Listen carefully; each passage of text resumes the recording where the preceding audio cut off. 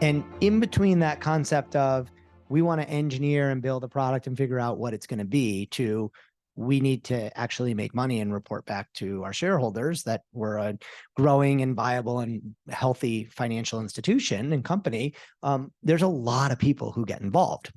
And this is just a quick snapshot of the number of different roles and the cross-functional experiences that are a critical step along the way of making sure that a product can go from an idea and a code base to a dollar bill that is collected, ideally hundreds of millions of dollars of bills that are collected and deposited into Google's accounts, and then used to pay for benefits and pay for all of the wonderful things that we talk about Google doing as a corporation.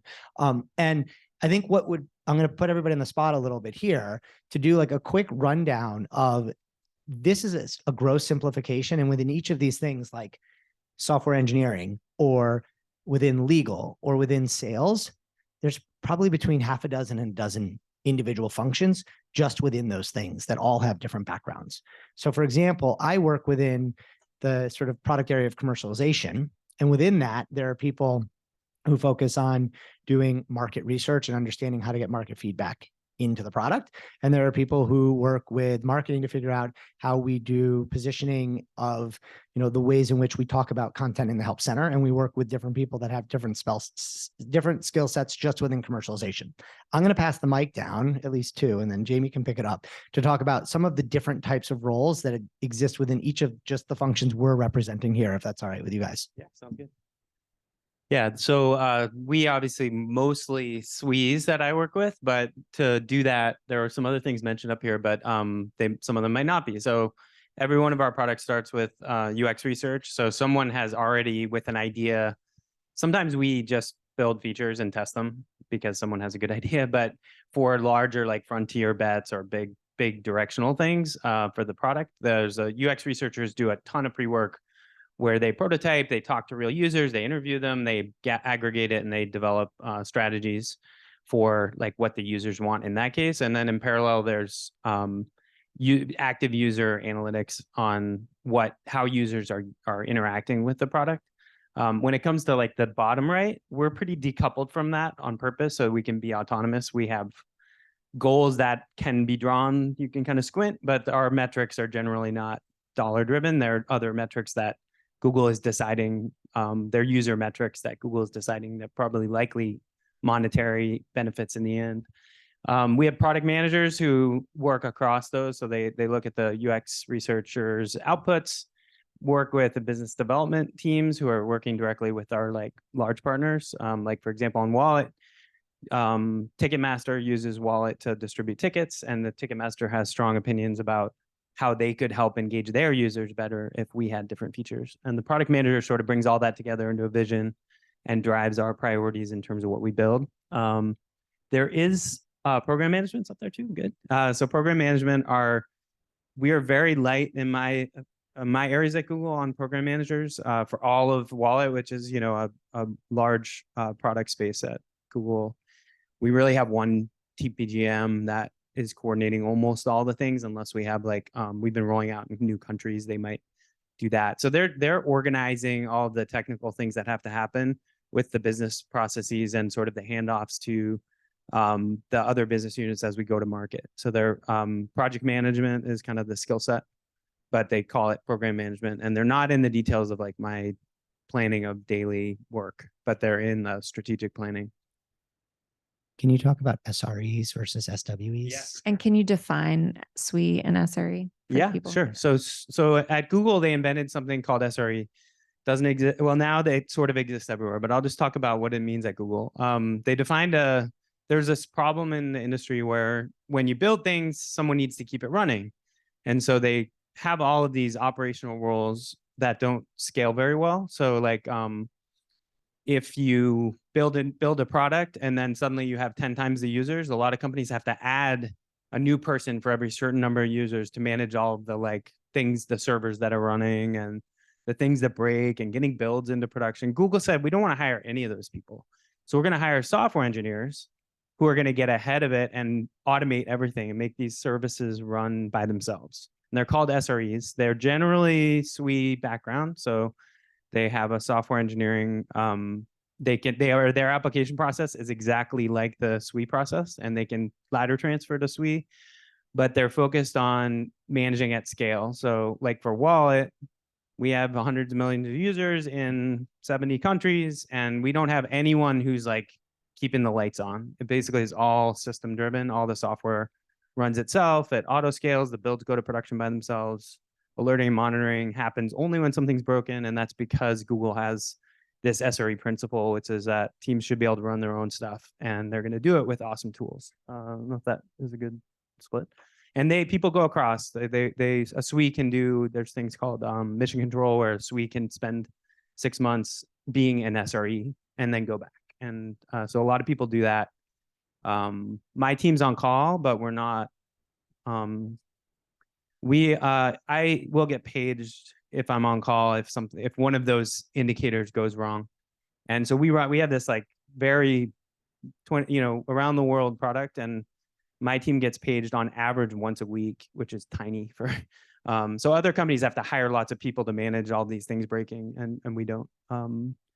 So that's SRE, and that's probably good enough for now. And I work with some of our external customers who buy our advertising products. As you can imagine, the people who buy that products are the huge companies that you know and love: Sephora, Coke, United Healthcare.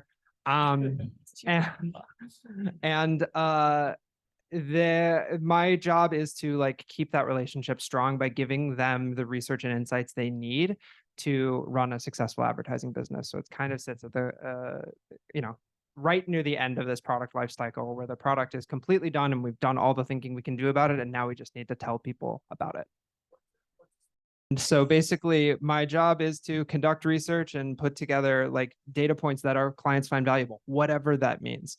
And then I hand that off usually to the salespeople. Sometimes I'll give presentations to their clients directly, or I'll give them materials that they can bring to their clients to kind of sweeten that deal. Classic consultant vibe. We're additive. The people that I serve are the people who ultimately evaluate my performance.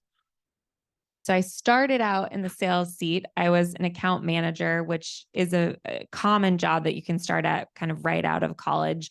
And you're the main point of contact. Yeah, it's in the sales account manager. You're the main point of contact for a company like Coca-Cola or United Healthcare who's trying to buy advertising from Google. And you're kind of their daily person that helps understand what are the business challenges they're facing and how could Google advertising products support their business challenges. So that's where I started. I then moved over to the commercialization seat where Sam sits, and I spent many years there. And now today I sit in people operations. So within people operations, there's many different roles, but to give you an idea of the flavor of a couple of them. So we have hiring. So there's many recruiters that are going out and looking for people to bring to Google. Then we have another job that is more common for people who are early in career. We have something called people consultants. So you would work with a people consultant if you are having a challenge as a Googler. So maybe you aren't getting along with your manager and you're having some challenges working with your manager. You'd reach out to a people consultant, and they would partner with you to figure out some solutions to fix that. Or maybe you are dealing with a medical problem and you need to go out on medical leave. You'd reach out to a people consultant and they would partner with you to figure that out. So that is a kind of more of like a traditional human resources type role. Google calls them people consultants. We also have learning and development as a big part of people operations. So we have a huge team that does training and workshops and development programs to teach people kind of hard skills, soft skills, leadership, all those kind of things. So yeah, features of the shoe. Yeah, you gotta learn how the shoe works so you can go sell the shoe. Yeah, exactly. So I sit in the legal world, and my role is sort of embedded throughout the life cycle of product development in a lot of ways. we would prefer product folks talk to us as early and as often as possible. Sometimes it happens, sometimes it doesn't. And so we really want to understand if a product is collecting any particular piece of data. One, do we have consent for it, right? And how do we obtain that consent? We just don't want to rely on our terms of service that you might see and probably accept without reading. We want to rely also on, in-product consent flows as well. And then we think about ways in which we store that data, how long we retain it, how you can delete it, request us to delete the data that we collected. And then as we move on, we want to think about how do we promote our products? How do we get it into the hands of millions of users? And so in my world, I help put in place a number of different agreements to do so. And for the teams that I support, that often looks like partnership agreements, sponsorship agreements, right? Co-marketing agreements where we might have the end user being like an institution or a nonprofit help us promote our products.